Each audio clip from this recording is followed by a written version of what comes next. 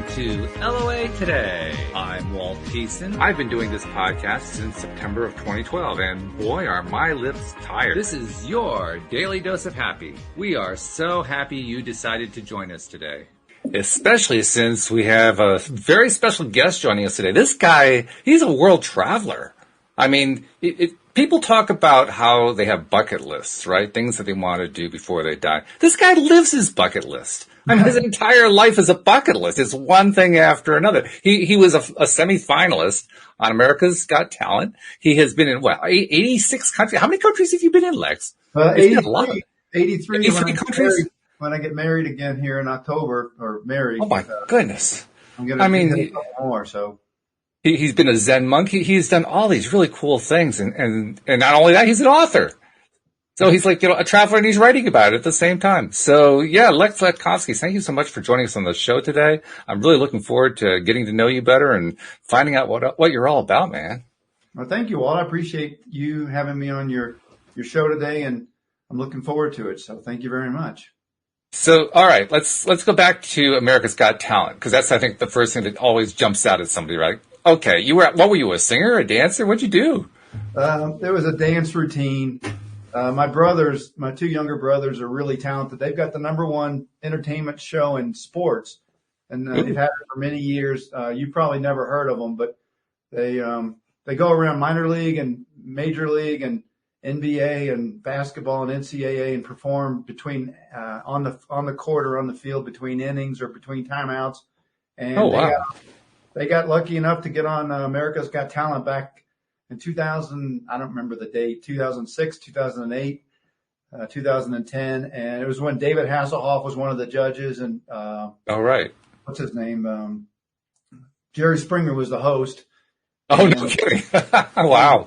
So we made it to the top 20, and I was out in Hollywood for, a while with my brothers performing, and it was a lot of fun. It's funny because all these great things that I've done in my life, that's the first thing that people want to know about is America's Got Talent. It's funny. Yeah.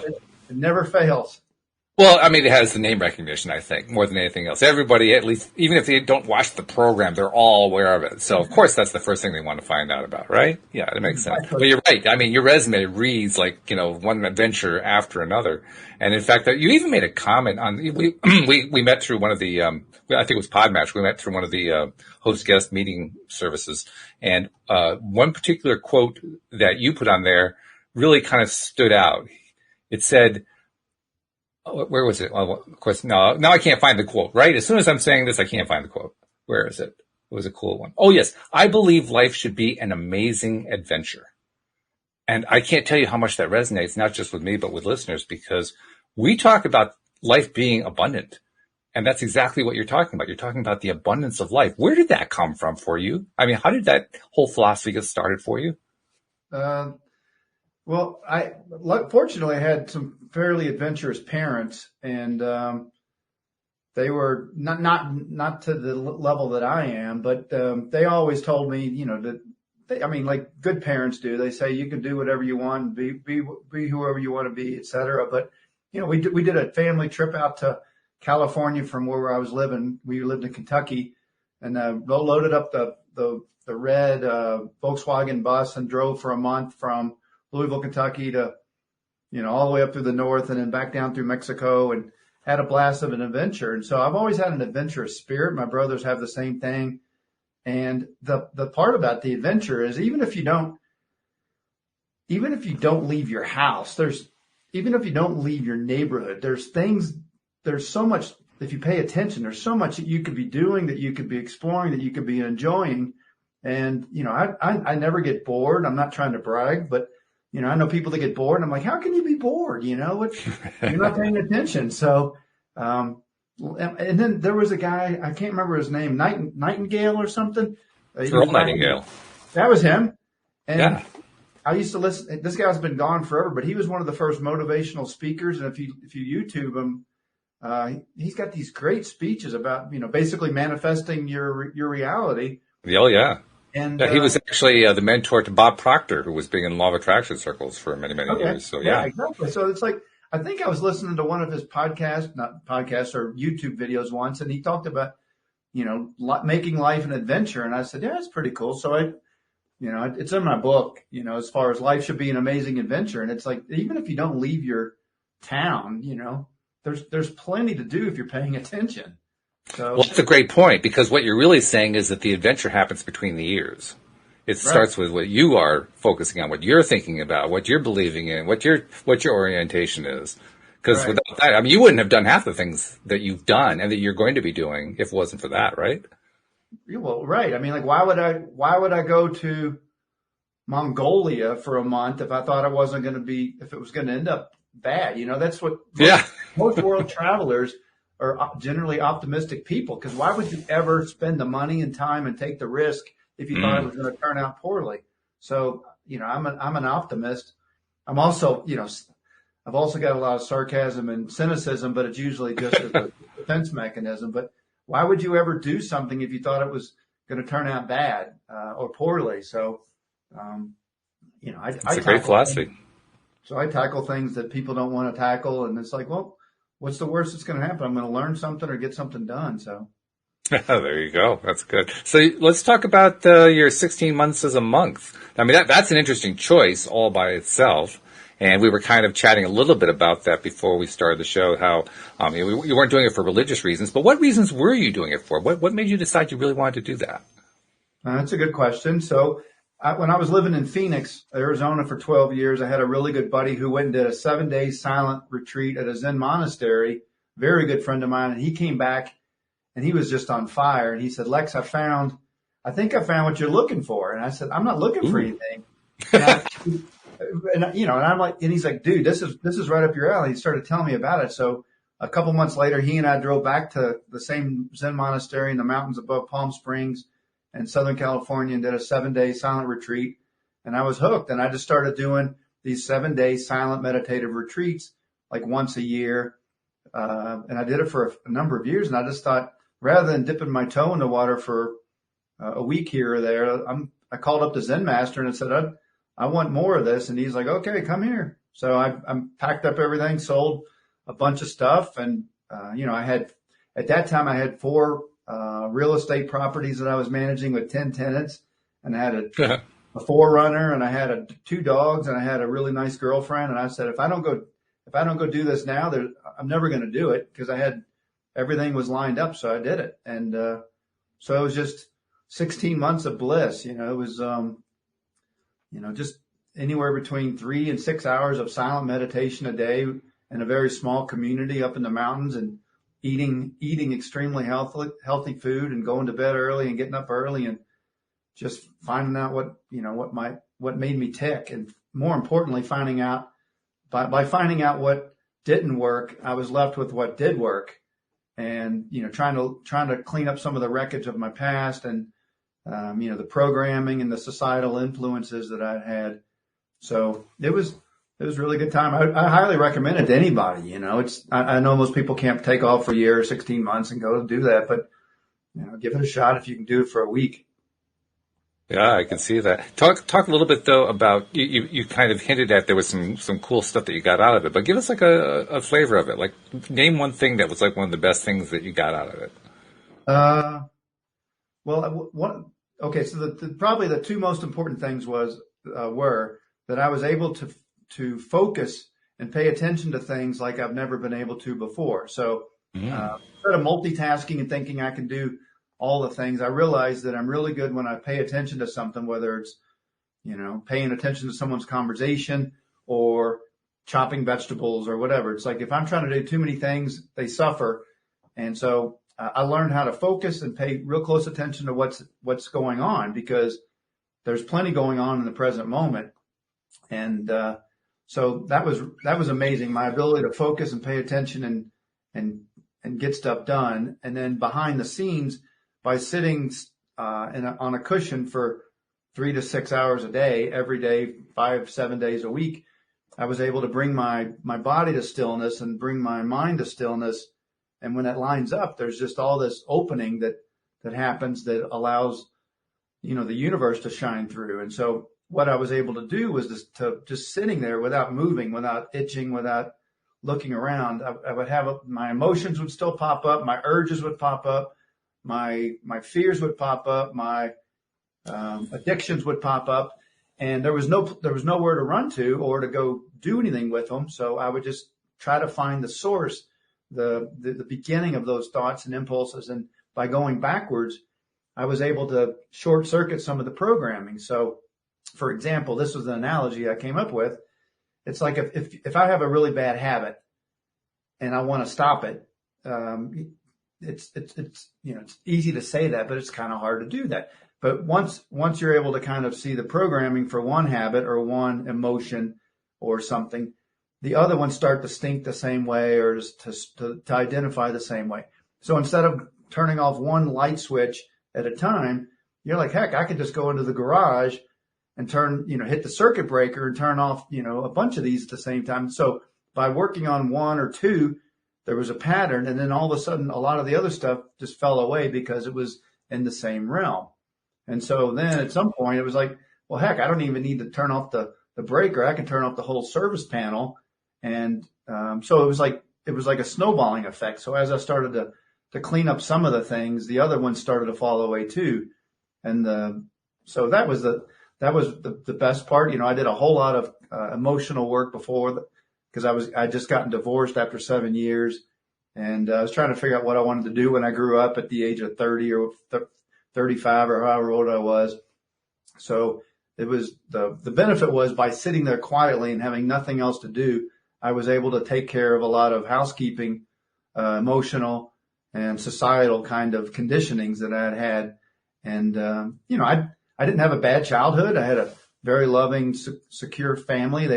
My dad was controlling and demanding. My mom was shameful, but not any more than most people's families were. I wasn't abused in any way, but, there were still things that I had to clean up later.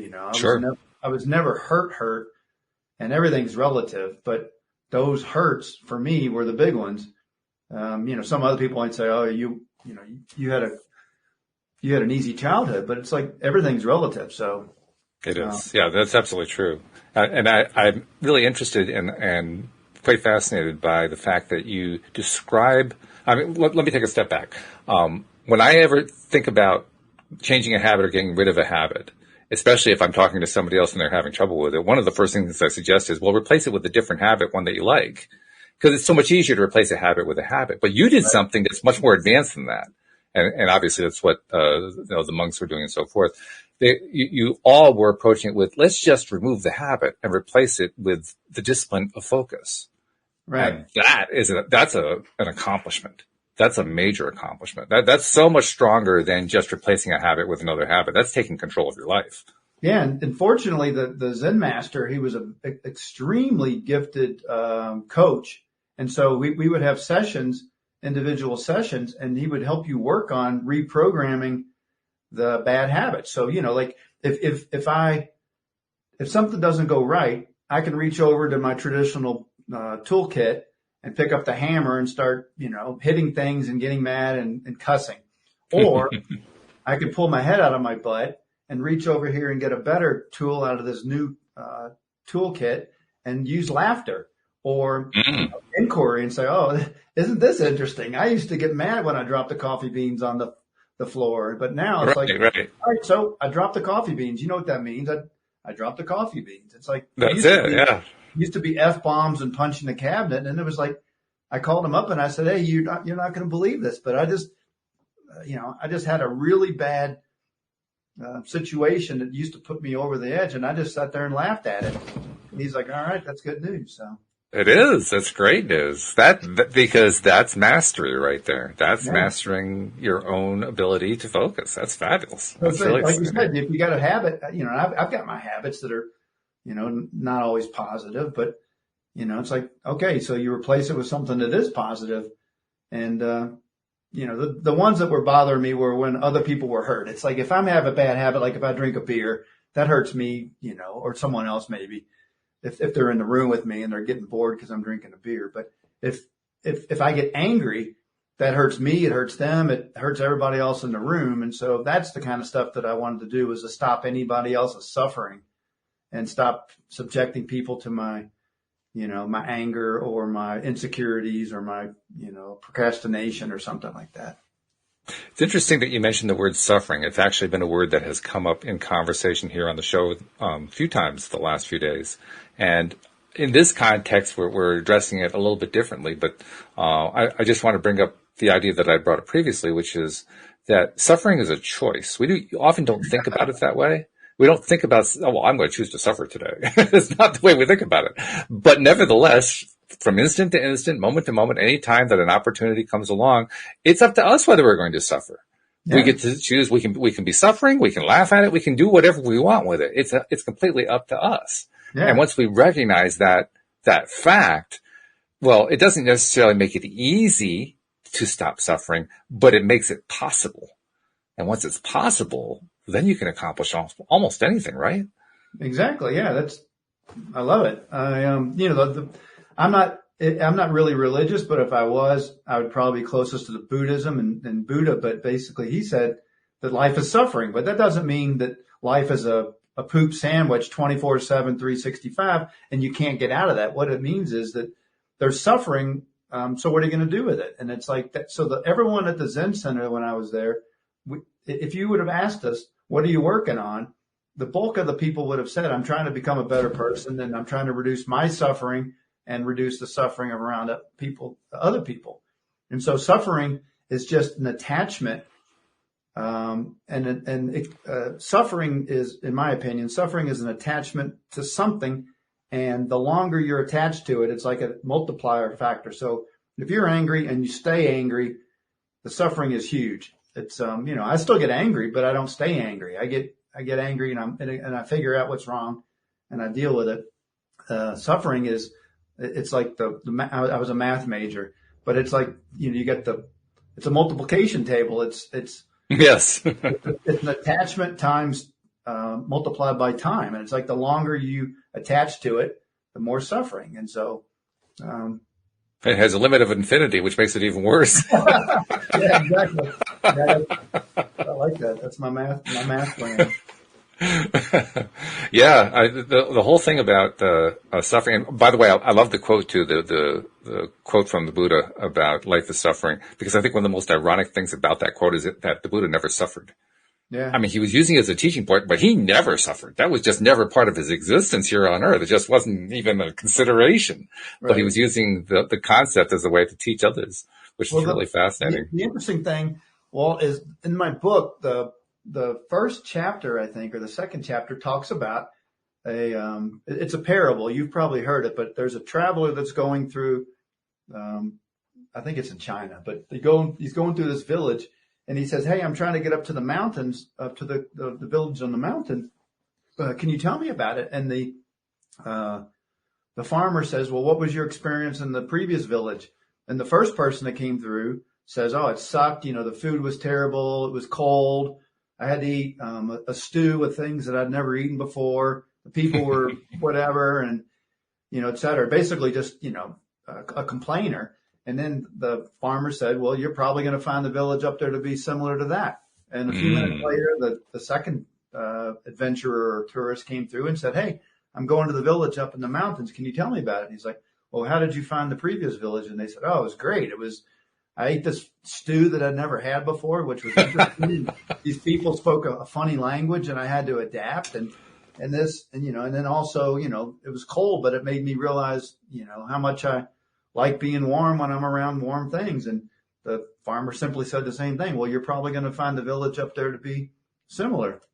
And so it's like, your interpretation of suffering or your interpretation of a bad day might be what I enjoy. You think someone else might think it stinks. And I'm like, this is great, So it's true. Different perspectives produce different results, and not just imaginatively in reality. I mean, that one leads to the other. Exactly. In fact, that's one of the more interesting advanced techniques we like to talk about here on the show. The technique of appreciating stuff we don't like, because that's really what we're talking about here, right? We're talking about how do you deal with, first of all, and then how do you find a way to appreciate, that stew that tastes horrible. Right. And in the process of learning how to appreciate that stew that tastes horrible, it actually tasted pretty good. Yeah. Which is the really interesting part, because once we change the way we think about it, we also change the way we experience it. Right. And so it's like, everybody has everything's relative. There are no absolutes. And so everything's relative, and people's ideas about things are relative, and those things are, malleable. You can work on those. That it's not a hard and fast, black and white. So. Now, you also, like you mentioned before, you've been in 83 countries. I'm still trying to wrap my head around that. I think I've been in 2, maybe 3. But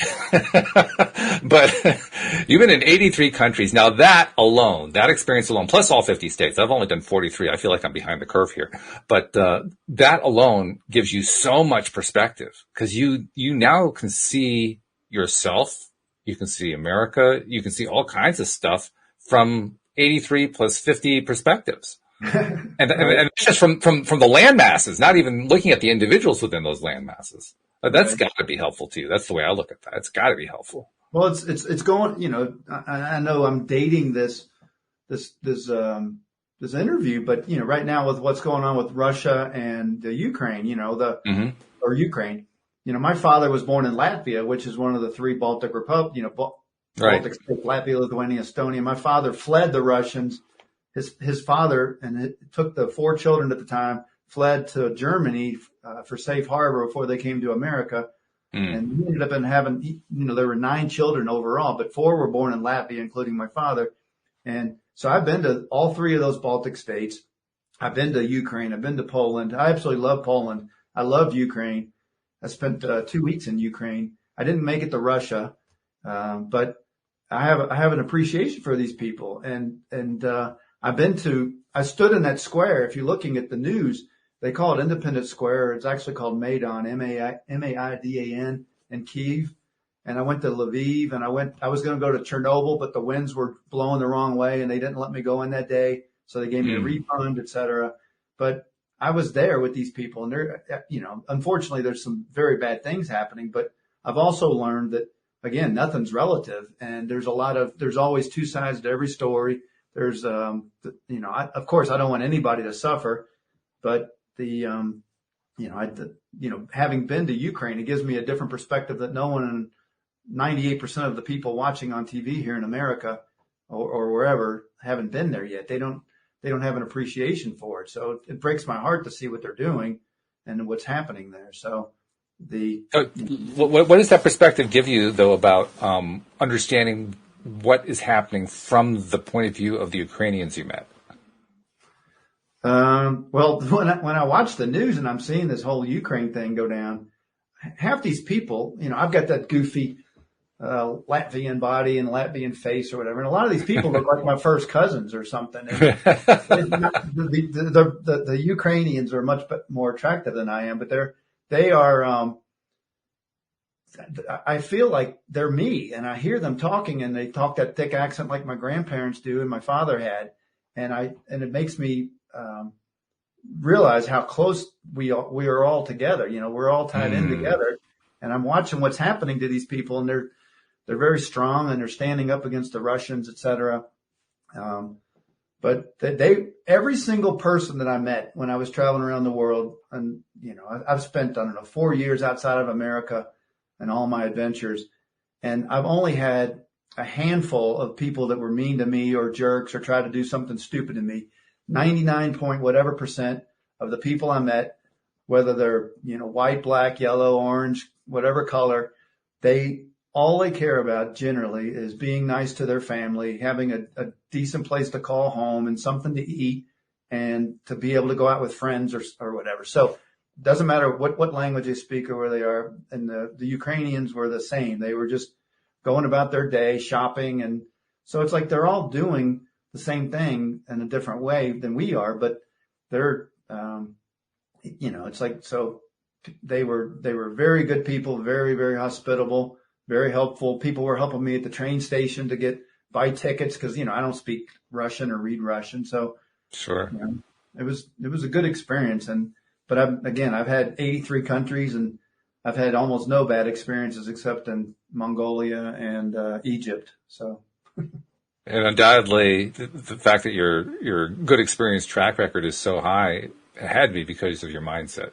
It had to be because of what you expected going in and how you decide to experience and interpret your experience while you were there.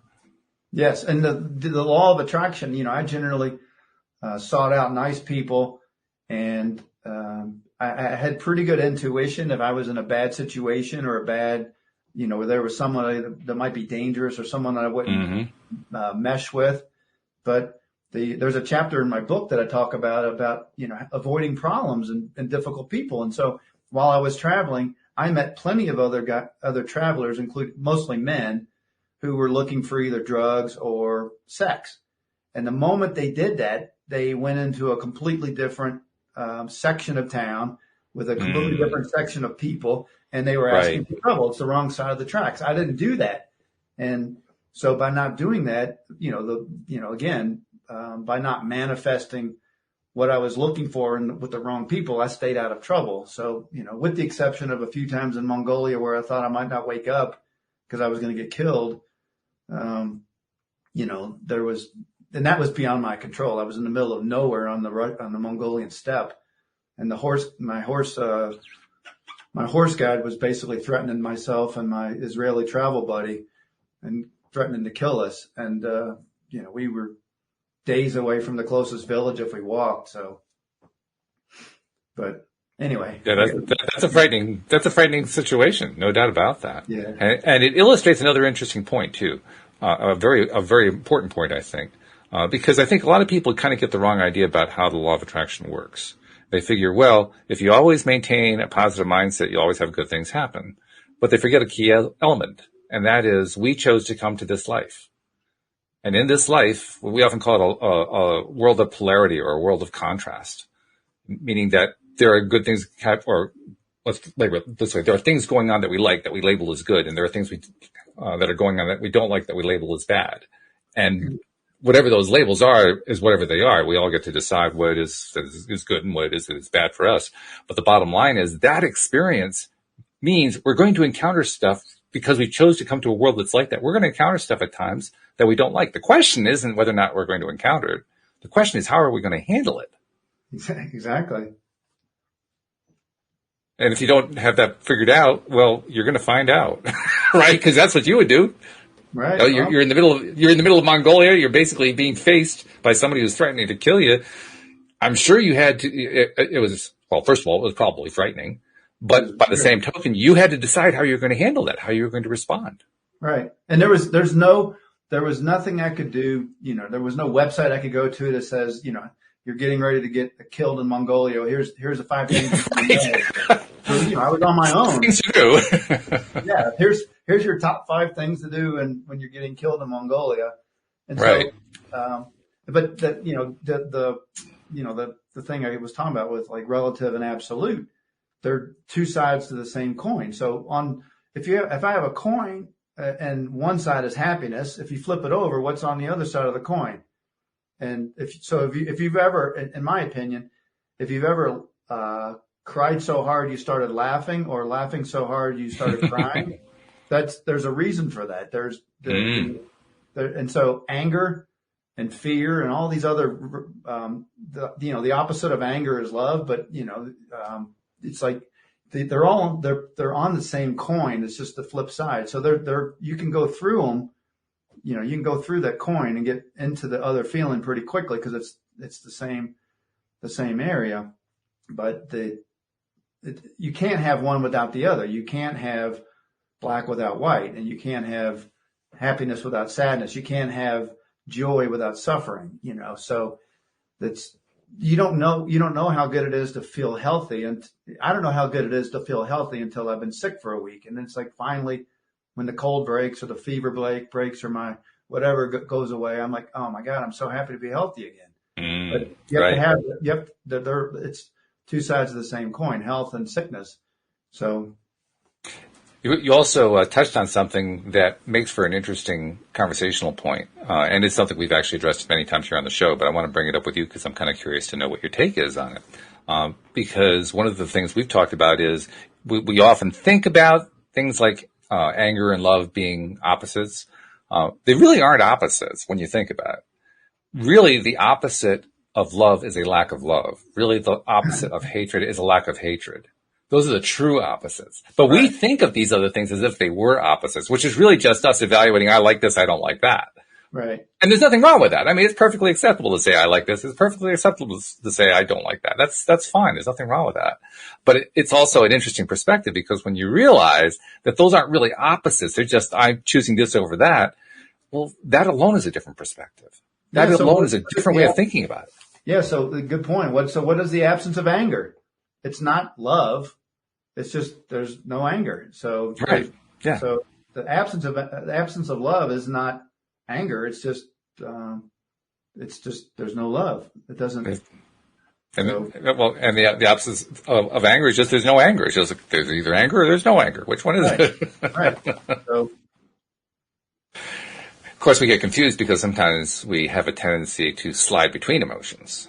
And I think that's one of the reasons why we end up drawing these lines that say, well, this is the opposite of that. Because, like you say, it's possible to be crying tears of grief and have it turn into laughter. Right. Because there is a certain overlap there in our experiences. And the overlap happens because we are the ones doing the shifting. We just don't necessarily recognize that we're the ones doing the shifting. Right. And I know this, if you pay real close attention to the emotion, people say, I'm really angry. And it's like, well, what are you angry about? And they'll tell you. And so a lot of times what people are, when they say they're angry, they're not really angry. They're afraid. And so the fear is the primary feeling. They cover it up by being angry and lashing out at somebody. They either lash out at somebody they love, someone they hate, or themselves. But the real thing is they're afraid of something being taken away from them or someone being taken away from them. Anger is generally just a very fearful person that hasn't dealt with what they need to deal with. And that was me for a long time. And so it's like I was angry. Like when I used to drop the coffee beans on the floor, I would punch the cabinet or get mad in traffic. And I don't do that anymore because I realized, I've kind of figured a few things out. But I bet you the cabinet appreciates that. It doesn't like being punished. Yeah, no doubt about that. No doubt about that. There was something else that cued in my mind as you were talking about that, and I kind of lost it. So I'll let that come back to me. But the topic that keeps coming up in my mind over and over again is choice. We live in a world of choice. We live lives of choice. I mean, literally, we choose from moment to moment, instantly. I'm choosing to look at this. I'm choosing to look at that. I'm choosing to talk to Lex right now. I'm choosing to take a drink of water. It's a constant series of choices. How on earth do we end up thinking that we have no choice in life? I haven't quite figured that one out. I mean, I know we develop these patterns and we get these habits that we picked up from when we were young and society teaches, but how on earth do we come up with the idea that we don't have choice? I don't know. You have to ask the wrong person. I've never felt. I have felt that I needed to do certain things because that's what society or my parents expected of me. But that was a long time ago. But I almost always believe I have a choice. I don't ever. Okay, so in my experience, the fact that I didn't have a choice or people don't have a choice is coming from a victim standpoint, and that's programmed. And so these people. The people, or I'll just make it personal. If I don't have a choice, then I'm a victim. And then the only couple of ways I can deal with it is to use that victim card and flash it and say, hey, I'm not going to make this. I can't make this trip because I don't have money, or I can't do this because of this, because I'm a victim and I'm making excuses. And so I'll stay in the victim role for a little bit, and then I'll go into the perpetrator role and take, do something, or I'll go into the mediator role and fix something. But it's basically people, float in the drama triangle. That, in my experience, they go from victim to perpetrator to mediator pretty well until they can get out of that dance to where they can see what shoe they're wearing. And so the powerless part of is the victim. It's like, hey, I don't have any choice. It's like, that's complete BS. You do have a choice. If there were no repercussions or consequences to your action, what action would you choose in this moment? And it's like, okay, so I do have a choice. The reason I'm not making that choice is because my dad's not feeling well, or my mom's this, or my boss is a jerk or something. But at least if you get your power back by saying what the obstacle is. It's like, well, if you did have a perfect world, what choice would you make? And most people, in my experience, most people are just happy where they are, and they're not going to, you give them all the money or all the choices and all the vacation day, they're probably still going to, sit on their butt and do whatever they were doing before. It's like, I always wanted to go learn the piano. I'm sitting here with this thing over my shoulder. It's a fake background. I can't play any instruments. I don't know why I chose this background, but. Well, Sam liked it in the live stream. He was saying it's a beautiful background piano that you got there. So he's impressed, Well, it's this. I can't play anything, but this is not. I do have a nice house, but this is not my house. That's a virtual background. So, but people say like, oh, I've always wanted to go to Ireland. It's like, no, you haven't. It's like, I've always said I wanted to. It's like, okay, so if you want to go to Ireland, what's the first step? You tell people you're going to Ireland and book a flight. Yeah, get the passport, pack it up. Yeah, right. So it's like, okay, but people say, oh, I always wanted to learn to play the piano. It's like, well, you didn't really want to. You just thought it was a good idea. But wanting to do and taking action are different. So anyway, it's an interesting point that you're raising there. It's a very interesting point because I don't know if you're familiar with the work of Sean Aker. He's in the positive psychology movement that's been going on in the world of psychology over the last 20, 25 years. One of the leading authors in that field. And he actually, I think this is actually part of an experiment that he did. Yeah, it was part of an experiment he did. It was also based on some other experiments done by other psychologists and researchers in the field.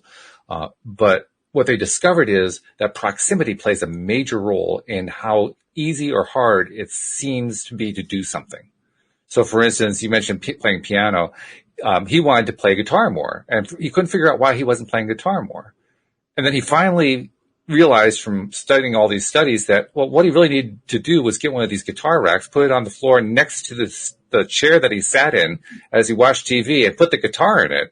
And when he did that, he'd play the guitar more. And sure enough, when he did that, he was playing the guitar 5 times more often than he did. But when it was over in the closet, it was too far away. Yeah. So he just wouldn't get over there to pick it out of the closet, pull it out of the case, tune it up, and start playing the guitar. Yeah. It was really proximity that made a huge, huge difference. Now, is it possible for us to overcome that with our focus? Absolutely. This is the kindergartner version of how do you get out of an old bad habit? Well, you just make it easier. That's all. You just you make the proximity closer, and it works. It works beautifully. Yeah. I'm trying to drink more water these days. So I always have a sparkling water sitting in front of my computer. So it's like, no matter what, it's like no matter what, I can always just reach for it rather than having to go get it, because that requires work. I have amazing discipline, and I love doing certain things, but I also kind of know what I'm good at. And like, I've tried to do musical instruments before and sing or whatever. It doesn't excite me. It doesn't interest me, and I have no interest in that. But it's like, if you ask me, hey Lex, I've got $5,000, what are you going to do with it? I'm like, I want to go get my private pilot license. That's my next big thing. And it's like, I've done so many things that I wanted to do in my life. And right now I don't have any regrets, but let's just say I'm on my deathbed tomorrow and you say, hey Lex, what's the one thing you said you were going to do that you never got around to doing? It'd be, I really wanted to have my own private, my own plane and be a private pilot.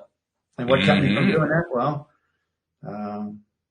just thinking I'll do it some other time. So that's my next big one. But I haven't manifested it yet, and I haven't taken the steps to make it happen yet. But it's on your horizon, though.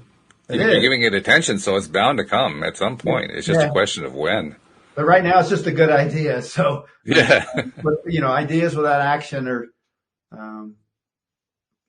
And actually, it was appropriate that Sam recognized the piano in the background, because he himself is a pianist and a very accomplished one at that. He's very good. He's a great improviser and so forth. So yeah, very. Oh, did I tell you that I can't play the piano? I mean, I'm really good at it, and I was playing it. I was playing it in the background before you got me into this conversation. I'm gonna go play it after I get done. All right. I love it. Now, there was actually a point that you brought up earlier, and you'll remember I blacked out for a minute. I couldn't remember what it was, but I remember what it is now. You mentioned how what the emotion that is behind anger is fear. And as soon as you said that, it reminded me of something that my wife taught me about. My wife is a former psychotherapist. She was a therapist for about 10 years. And one of the great things about being married to a therapist, well, there are also some challenging things because, you can't get away with anything. But one of the great things about being married to a therapist is you pick up all these tips, you pick up all these ideas. Here's what we used to do, and here's how we thought about it, and here's how we trained it, and all that kind of stuff. And they used to teach the therapists that all negative emotions are backed by fear. In fact, if you just dive in deeply enough, no matter what it is, anything from anger and rage to fear to irritation, disappointment, it all is driven by fear at one level or another. So once you understand it that way, now all of a sudden the whole thing becomes really easy to understand. Why am I dealing with all these negative emotions? Because I'm afraid. Yeah. And so sadness, people say like conditioning, like, okay, I don't want to be sad. It's like, no, it's okay to be sad. I mean, we're human beings. We have emotions, but you don't have to keep hanging the phone up and saying, okay, I'm sad. It's like answer the phone, get the message and find out who's calling. And the person that's calling or the entity that's calling on the other end of the line that's sending you the sadness message is something or more than likely something or someone that I hold dear is potentially going to be taken away from me or is in danger. So I'm sad because these people in Ukraine are getting bombed right now. It's like find out what it is that's showing up. So, but it's fear. It's like, okay, so dig deeper. What is this fear? You get to it and you realize that depression, a lot of times, sometimes it's clinical or stuff that you really, you can't just think your way out of or emote your way out of. But a lot of times the procrastination or the sadness or the depression is all rooted in fear. There's what are you sad about? Well, it's like if you dig far enough about it, something or someone you hold dear is in danger or is going to be taken away from you. So that's. And Ukraine is actually a very interesting example as well on this subject because there are, I'm not sure what the population of Ukraine is, but there's probably tens of millions of them in that country. And there are billions of people. Now, there are tens of millions who are in the country. There's a fraction of that population that are actually facing imminent violent activity. Right. The rest are not. And then there's like a billion people or more, probably billions of people around the planet who are watching all of this. Now, how many of them are actually experiencing a direct threat right now? Well, it's actually a pretty small percentage. But the rest of the world is behaving like they're experiencing it. Right. In other words, it's happening in the mindset. Right. It's happening in the way people are thinking about it. And I'm not saying there's anything wrong with that. Sure, it's empathetic. I get it. People have empathy for what's going on over there. But it's really important, I think, to recognize the difference between actually, facing the Mongolian who's threatening your life and hearing the story about the Mongolian who's threatening somebody else's life. It's a different experience entirely. Right. Yeah, it'd be interesting if we did a little exercise on that at some point about if I watch the news and I see these people getting hurt in Ukraine and I get sad or I get angry. I'm like, I sometimes yell at the TV, not yell, but I cuss or whatever. My fiance says, this is terrible. But it's like, okay, so what is it that I hold dear? And it's like, I hold dear people's right to be able to live a life without being hurt or to have things taken away from them. And I could see that this could possibly have been me or that it could be someone I love. What if they try to take my freedoms and my liberties away? It's like, take away my freedom and my liberty and I might as well just, wrap it up. So. But there it is. You just illustrated beautifully what the process is, at least the initial steps of the process of identifying what am I really feeling here and why am I really feeling it? Yeah. What do I hold dear? What or who do I hold dear? And it's my freedom and my ability to sleep where I want to sleep and eat what I want to eat and not have to have people, shooting at me or, telling me they're going to slit my throat in Mongolia. So, anyway. I'm also going to touch on something that could probably get me in trouble with some listeners, but I'm going to risk it anyway. Because I have this thing about a particular word. The word is compassion. Right. And I think most people will say that they believe in compassion. They like compassion. They think it's a good thing to be compassionate. And especially in times where there's things like Ukraine going on or a pandemic are going on, that compassion is so appropriate and so important. I've resisted that word for years. And in fact, from my perspective, it's always not about feeling compassion. It's about feeling love. And let me tell you why. The word compassion, when you go back to the original Latin from which it's derived, the Latin word is compati. Compati means to suffer with. Huh. Well, what's the good of suffering with somebody? Right. There really isn't any. Right. And especially from a conscious creator perspective, law of attraction perspective, we know in these circles that you can't help somebody from a low vibrational space. You can only help them from a high vibrational space. Right. If you get into a low vibrational space with them, all you're going to do is help compound their problem. Right. You're not going to make anything better. So why is it good to suffer with somebody? So I say, let's not be compassionate. Let's be loving. Let's put the love out, not the compassion. We don't. There's probably too much compassion. There probably needs to be more love than compassion at this point. Well, that's my take on it. I agree, and without getting in trouble with anybody on your end there, because you started it, but I did.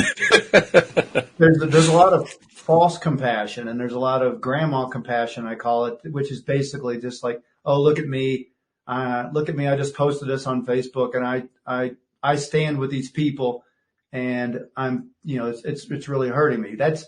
That in a lot of ways, false compassion is just taking sides and acting like you care. But it's like, do you really care? Do you really care, or are you just using this as an opportunity to say that you're a good person? Mm.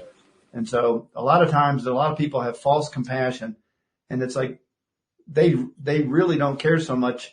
They just care that they're okay and that they're that this isn't happening to them. So if people posted or said what they really thought, it would be a lot easier. It's just like, hey, I'm glad this isn't happening to me. Which I feel very sad about what's happening in Ukraine. I'm very happy that it's not happening to me. I'm very happy that people aren't bombing my house. I'm very happy. I don't wish anybody bad. I wish this would stop, but it's like, compassion, like you said, I don't want to suffer with these people. What can we do? And so it's like, it's like if you, it's like, I don't know. I got to stop. I'll get in trouble. No, well, I think you're doing very well, actually. I commend you. I completely agree with what you were saying. And kind of take it to the next step, because I'll take it to that next step. Instead of asking, well, I feel like I need to suffer these people. What would happen if we were to decide I'm going to send love to these people? And I'm going to phrase it in the form of one of my co-hosts on Monday, the way he likes to phrase it. His name's Louis, lives in the UK. And the way he says it is this. If you are feeling really bad about what's happening to somebody else, does it help them? And the answer really is no. It doesn't really help them at all. And is there anything you can do about the fact that right now they're feeling terrible? Well, you can send them love, but you really can't fix it. You can't, I can't reach across the waters and fix what's going on in Ukraine. But I can send love, and there's some power to love. And certainly when a large number of people send love, there's a whole bunch of stuff that happens out of that. That's documented scientifically. So that's a good thing. And then he says, what would happen if you were dealing with Satan? That's like the ultimate thing, or Hitler. Just pick like a really rotten to the core kind of a character. How can you defeat a Satan? How can you defeat a Hitler? And he points out that really, this is part of what comes out of Christianity. The only thing that actually defeats Satan is love. That's ultimately how Jesus defeats Satan in that whole story. There's a whole storyline about that in the New Testament, in the four Gospels. The only thing that defeated Satan was love. And it's why, Jesus dying on the cross and yada, yada, yada. It's why none of that didn't work out the way Satan had in mind. Just blew the plans wide open. So love defeats Satan. So what happens if you send love to Satan? And that's where the synapses start to snap. Because people say, wait a minute, you can't love Satan. No, you can't love Hitler. You can't love Vladimir Putin. Yeah, but what would happen if you did? You can't tell anybody that, but you can maybe do it. But I don't know. I'm a math guy and a pragmatist for the most part. I still have like very, very strong emotions, and I'm deeply loving and caring and things like that. But what I found is, okay, what can I really do about the situation? This is a perfect example about what can I do in Ukraine? It's like I can send money. I've got relatives in Mm-hmm. Latvia, first cousins. Sure. I can send them money and tell Yep. them, I'm glad you're okay. Here's some extra money. Or I could do something, locally. And it's like, the fastest way that I found, if I'm in a funk, and I don't get in funks very often, but if I'm in a funk or if I'm feeling bad about myself or in my little cocoon about Lex, the best way for me to get my head out of my butt is to be nice to somebody or call somebody, go do something nice for somebody, reach out and say hello. Even on a local level, it takes the pressure off of me and me and my little spiral and makes it a bigger thing by being nice to somebody. Now, that's not helping necessarily the Ukrainians or whatever, but if I'm stuck in a sadness or a fear mode or something, which doesn't happen very often, I generally try to do something good for somebody else. And like act of kindness or reaching out and telling somebody, hey, it's been a while, sending a text message to somebody I haven't talked to in a while and just said, hey, I'm thinking about you and I love you or something. Just getting out of my little personal bubble is important. So what can I do for Ukraine? Probably nothing. And I know that sounds kind of nihilistic, but it's like, but what can I do to at least make it not so much about me? And that's, to do something nice for somebody else and get out of my little cocoon. And actually, I'll get very woo-woo here for a moment and say, anytime that we do something kind, it's more about kindness than niceness, I think. Anytime that we do something kind for somebody else, it has a reverberation effect. It happens on a substantial level. And by substance, I mean the way that Einstein used the word substance, the substance of the universe. Right. As he was trying to explain his theory of relativity and that there's an actual substance to space that we don't necessarily see yet and so forth. And, all the physicists that followed were shaking their heads saying, how on earth are we supposed to untangle that one? But nevertheless, that's what he was pointing at. He was pointing at the fact that there's this substance that is, connecting everything together. And I personally believe that we are all part of that substance. We are all connected together. We are all energetically connected. So the moment any one of us does anything for anybody in a kind way, that reverberates in ways we cannot even see. It goes off endlessly and continuously, and it never stops reverberating because once you set it off, it goes on forever. So I actually do believe that every single time that every one of us focuses on something that is a kindness for ourselves or for somebody else, either way, we are helping people in Ukraine and anywhere else around the world, anywhere that people need help. They're being helped, even if we don't know that they're there. Even if we don't even know who they are, they're still being helped. So anyway, that's my viewpoint on it. So, well, this has been really great, and actually, we haven't even touched on all the things I wanted to touch on here. Well, let's take a few minutes, see if we can kind of like just do a dance through some of them because there's some really cool things going on here. First of all, let's talk about. Yeah, right. We do. It's really cool that you've been in all 50 states. I mean, I've been in 43 of them here in the U.S. You've been in all 50. What's your favorite one so far? Well, for a while, I was telling everybody it was Kentucky because that's where my family and house was. Now it's probably Colorado because that's where I live now. But it's funny. I could probably guess. I know you live in Connecticut, but I could probably guess the ones that you haven't been to. I'm going to catch me if I'm wrong. Wyoming's one of them. No, I've been there. Oh, okay. All right. North Dakota. Yep. You're right. Is that one of them? Yep. Alaska. Right. Hawaii. Right. That's 3.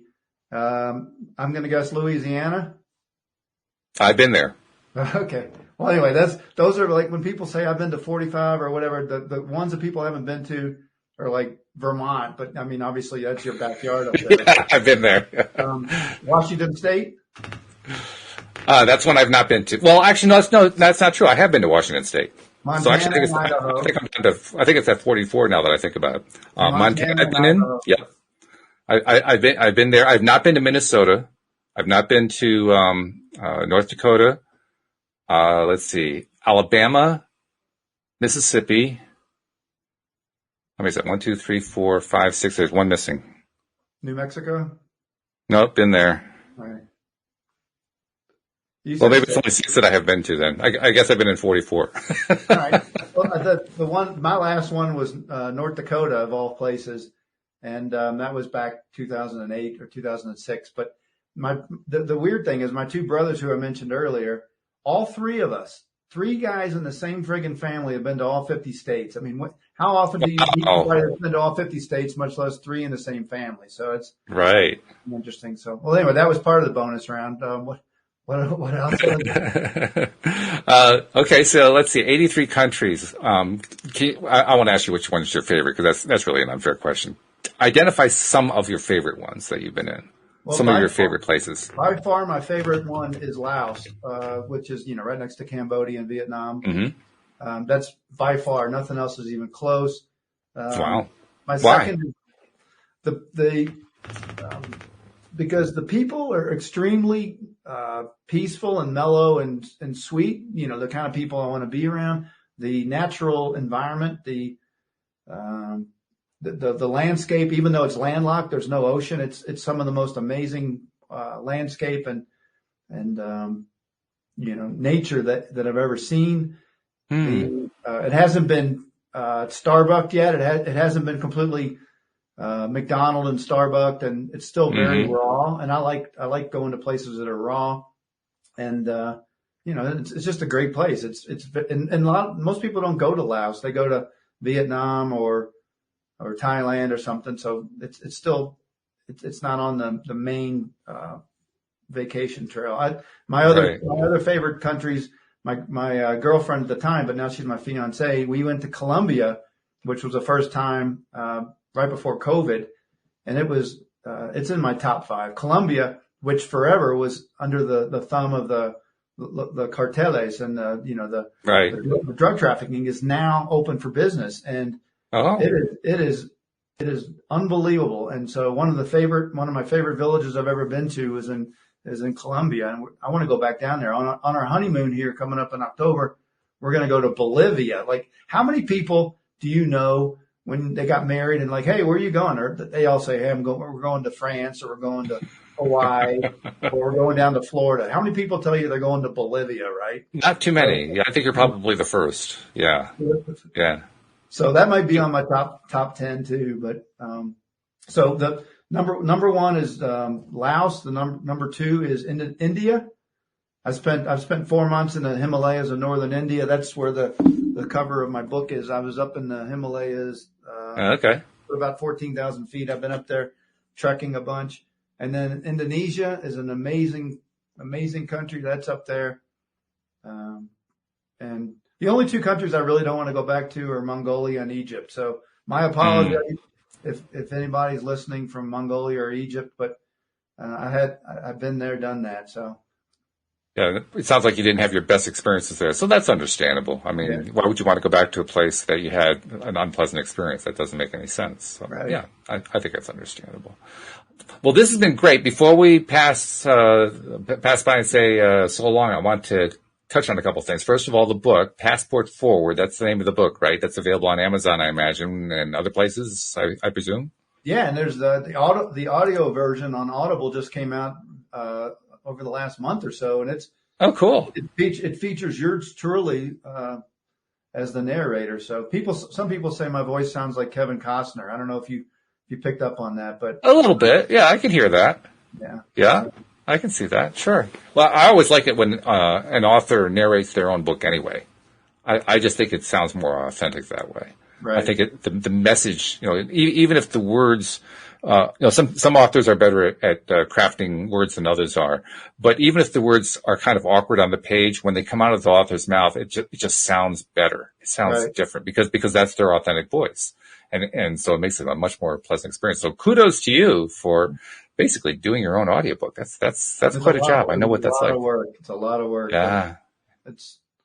I wrote a book and I did the audio version, and then I've taken a break. I went from, I don't know if you've written a book, but they say that after you get done with writing a book, it's like running a marathon and you're exhausted and you just get through the finish line and you just want to lay down, and someone says, hey, yes, you got to get up. You got to run another marathon called marketing and promotion. It's like this these things don't do well in a vacuum, you know? This is true. This is very true.